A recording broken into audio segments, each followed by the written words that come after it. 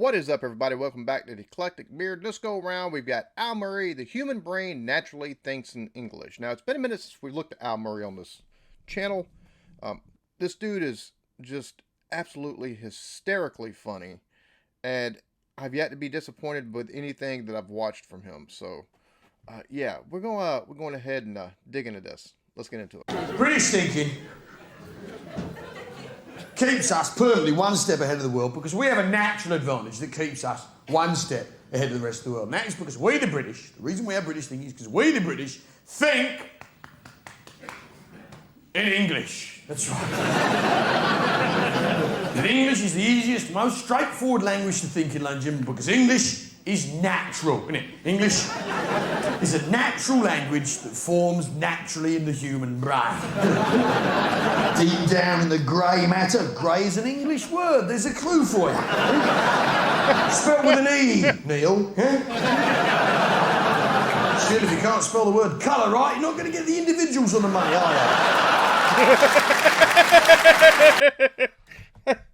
I love his banter with the crowds.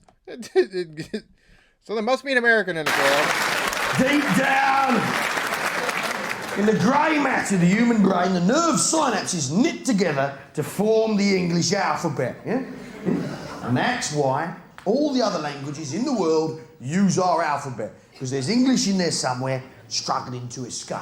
Except, of course, for the Chinese, who've gone on some appalling detour.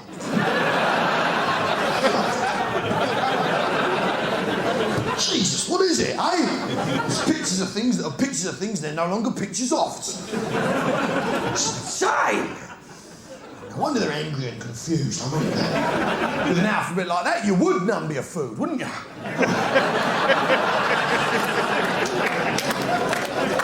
I know nothing about China, obviously. Well, no, I know one thing. Apparently the most common name in the world is Wong. Did you know that, Steve? No, you really need to brush up, don't you? The most common name in the world is Wong, but that's not true, is it, mate? No, it's Tracy, obviously. Now, we think in English. English is a natural language that forms naturally in the human brain. We've got any teachers here tonight? Anyone who teaches?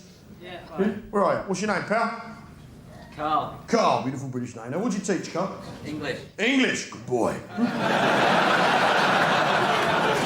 Don't have to teach it very much, though, do you? It's natural. Now, so... Is this school posh or normal, sir? It's in Japan. It's in Japan? So you're teaching Japanese people English? Yeah. But you've noticed, in your experience, that English forms naturally in the human brain, haven't you? It does. Yes, it does. Good man. You're my kind of teacher, Carl.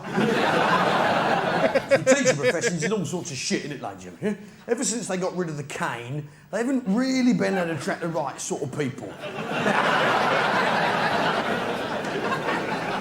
So you've noticed, Carl, that English forms naturally in the human brain. Good boy. Yeah? So English forms naturally. I love his setup on these things because it just right to the Fosters. Whoop. Let me get some more. In the brain. As a result, English is the most beautiful, poetic, diverse, and fucking expressive language in the world. There's no language with a higher realm of sheer fucking expression than this. Now, it can't be taught. Now, how did this happen? Hey, Carl, do you know? No idea. No idea. Well, I'll tell you, mate, it's actually a miracle. Huh? There should be no language in this country. There should be none. Given half a chance, British people would rather not speak to each other if they can possibly fucking help it. All right, yeah. Do you know God Save the Queen? No! Not that, you see. We'd rather not speak to each other if we can possibly help it. Now, fortunately, something came along that saved the English language, and that is, of course, the weather. The weather. The weather in this country is terrible. We've got any Australians in tonight? Any Aussies in? Fantastic. Welcome back, love. You've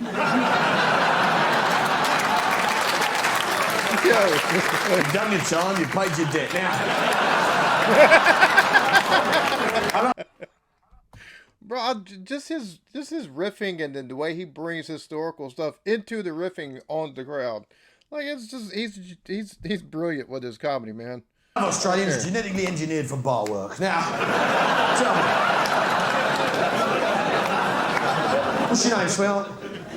Marie, beautiful British name. Where are you from in Australia, Marie? Queensland, fantastic. Yeah? That's that bit in the north, isn't it? What, are you from Brisbane? No, further north. Further north, fantastic. I love yours. You're beautiful people, Marie. I think you're fantastic people. Yeah? You don't fuck about, do you? I mean, the way you've taken that English language and boiled it down to its barest bones. It's very impressive. Listen, Marie, you could say, good day, couldn't you? Yeah? You could say, good day to you, sir. If you choose not to, yeah? You say, good day, like that. Save yourself a valuable split second. Extra time to loll around on the beach and do fuck all. And then the genius of it is you take that 00 and you save it up for use in a ridiculous place name later on, don't you? He's always just too funny. He is always too funny. Just taking a concept of like the human brain naturally thinking in English whenever, of course, you know, your brain thinks of whatever language you're born in. But just thinking, you know, just coming up with this concept and then using the crowd to take and prove his point of the joke itself. This dude's like he's too smart. Number one, he is too smart. Number one, but number two, he's absolutely hysterical. He's too funny. Hope y'all enjoyed this. Y'all be good to each other. Love yourselves.